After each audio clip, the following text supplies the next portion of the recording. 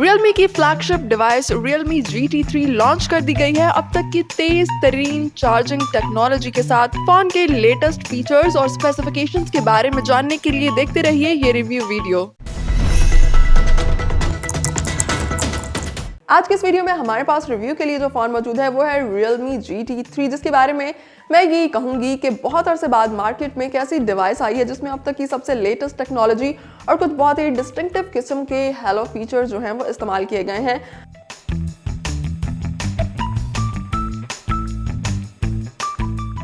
Realme की flagship device Realme GT3 इस वक्त हमारे पास मौजूद है। सबसे पहले फोन के डिस्प्ले को डिस्कस कर लेते हैं। 6.74 इंचेस की स्क्रीन साइज जो है वो नजर आता है। यहाँ पर हमें AMOLED डिस्प्ले मिलता है। यहाँ पर हमें 1500 निट्स की पीक ब्राइटनेस की फैसिलिटी प्रोवाइड की गई है, जिसका मतलब है फोन के डिस्प्ले को इस तरह से डिजाइन किया गया है कि हम इसको डे लाइट में और शार्प किस्म की सनलाइट में जो है वो इजीली यूज कर सकते हैं। इसमें हमें किसी किस्म का मसला या प्रॉब्लम फेस नहीं करनी पड़ेगी। चेक कर लेते हैं फोन की रेजोल्यूशन को। तो यहाँ पर हमें 1450 मेगापिक्सल की रेजोल्यूशन मिलती है, जिसे 2K रेजोल्यूशन भी कहते हैं। फोन के डिस्प्ले फीचर्स को चेक करें तो यहाँ पर हमें 144 हर्ट्ज का रिफ्रेश रेट मिलता है। इसके अलावा अगर हम इस फोन के स्क्रीन ड्यूरेबिलिटी की बात करें तो यहाँ पर हमें ड्रैगन ट्रेल ग्लास 3 की प्रोटेक्शन मिलती है। कैमरा की बात करें तो यहाँ पर हमें in display front selfie camera मिलता है, जिसको स्क्रीन के बिल्कुल मिडिल में अलाइन किया गया है। रेजोल्यूशन की बात करें तो यहाँ पर फोन का फ्रंट कैमरा जो है वो हमें 16 मेगापिक्सल की रेजोल्यूशन प्रोवाइड करता है। चेक कर लेते हैं फोन की बॉडी और डिजाइन को। तो यहाँ पर हमें काफी स्लिम और स्लीक लुक मिलती है। और अगर हम इसके डिजाइन को चेक करें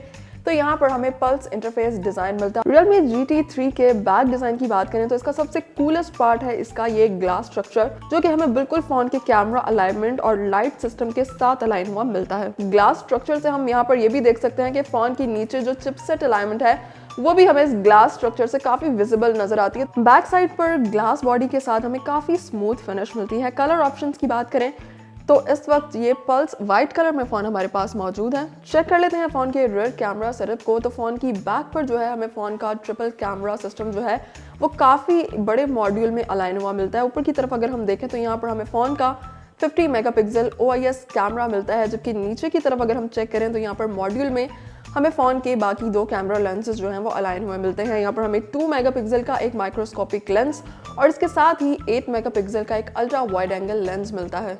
और अगर कैमरा सिस्टम के साथ ही चेक करें तो यहाँ पर हमें फ़ोन का लाइट सिस्टम भी मिलता है। फ़ोन के सॉफ्टवेयर और प्रोसेसर को चेक करें तो यहाँ पर हमें स्नैपड्रैगन 8+ जनरेशन 1 प्रोसेसर जो है वो नजर आता है। बैटरी कैपेसिटी को चेक करें तो यहाँ पर हमें 4600 mAh की बैटरी कैपेसिटी मिलती है। और अगर हम फ़ोन की स्टोरेज और इसकी रैम की बात करें तो यहाँ पर हमें 16 GB रैम के साथ साथ 4 GB की एक्सटेंडेड रैम की फैसिलिटी मिलती है। अब चेक कर लेते हैं फ़ोन के सबसे डिस्टिंक्टिव फीचर को, जो है इसकी बैटरी कैपेसिटी और इसकी फास्ट चार्जिंग की फैसिलिटी। तो यहाँ पर मैं आपको बताती चलूंगी Realme की एक ऐसी फ्लैगशिप डिवाइस है जिसमें अब तक की सबसे फास्टेस्ट चार्जिंग की टेक्नोलॉजी इस्तेमाल की गई है। अगर हम इसके सुपर फास्ट चार्ज की बात करें तो ये फोन हमें 240 वॉट पर सुपर वूक चार्ज की फैसिलिटी प्रोवाइड करता है।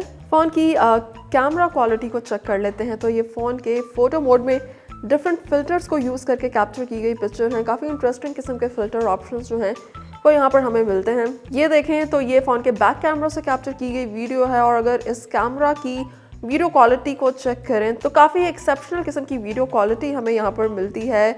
स्टेबिलिटी बहुत ही कमाल की है। इसके अलावा कलर कैप्चरिंग को चेक करें, HD क्वालिटी की ये वीडियो है। और इस फ़ोन का कैमरा जो है वो हमें 1080p रेजोल्यूशन में वीडियो कैप्चर करने की फैसिलिटी जो है वो प्रोवाइड करता है। आगे की तरफ चलते हैं तो ये फ़ोन के पोर्ट्रेट मोड में कैप्चर की गई पिक्चर है।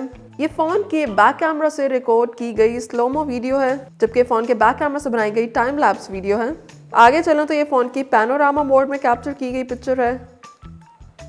फ़ोन में हमें अगर हम वाइड एंगल और अल्ट्रा वाइड एंगल लेंस की बात करें तो यहाँ पर हमें 8 मेगापिक्सल का ultra wide angle back camera जो है वो मिलता है। इसके बाद चेक करें तो ये फ़ोन के फोटो मोड में 50 मेगापिक्सल में कैप्चर की गई पिक्चर है। और यहाँ पर हमें फ़ोन में AI एनहांसमेंट का फीचर भी मिलता है, जिसके ज़रिए से हम पिक्चर की HD क्वालिटी को और इसके अलावा उसकी कलर कैप्चरिंग को एनहांस कर सकते हैं। आगे की तरफ चलते हैं तो फ्रंट कैमरा की बात करें। फ़ोन के फ्रंट कैमरा में पोर्ट्रेट मोड में कैप्चर की गई पिक्चर है। और अगर हम फ्रंट कैमरा की पिक्चर्स और सेल्फीज़ को चेक करें तो यहाँ पर हमें काफ़ी अच्छी HD क्वालिटी की सेल्फीज़ और पिक्चर्स का ऑप्शन जो है वो नज़र आता है। और कैमरा क्वालिटी को स्पेसिफिकली फ्रंट कैमरा की क्वालिटी को चेक करें तो यहाँ पर हमें कलर कैप्चरिंग स्पेसिफिकली बहुत अच्छी मिलती है।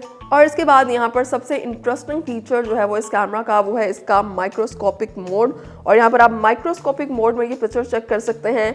अगर मैं इस पिक्चर की डिस्क्रिप्शन के बारे में मैं आपको थोड़ा सा बताऊं तो ये एक रोज़ की पिक्चर है जिसके बिल्कुल टाइनी टेंटिकल्स और पार्ट्स जो हैं वो यहाँ पर उनको ज़बरदस्त तरीके से कैप्चर किया गया है। और इसको इस तरह से कैप्चर किया गया है कि ये वो चीज़ें हैं जो कि हम अपनी नेकेड आइज से देख नहीं सकते, लेकिन काफ़ी क्लोजली टाइनी ऑब्जेक्ट्स को इसके ज़रिए से हम कैप्चर कर सकते हैं। इसके बाद चेक करें तो ये 50 मेगापिक्सल में कैप्चर की गई एक और पिक्चर है। ये फ़ोन के बैक कैमरा में फ़ोटो मोड में कैप्चर की गई पिक्चर है और यहाँ पर डिफरेंट फिल्टर्स को यूज़ करके बैक कैमरा से कुछ पिक्चर्स कैप्चर की गई हैं।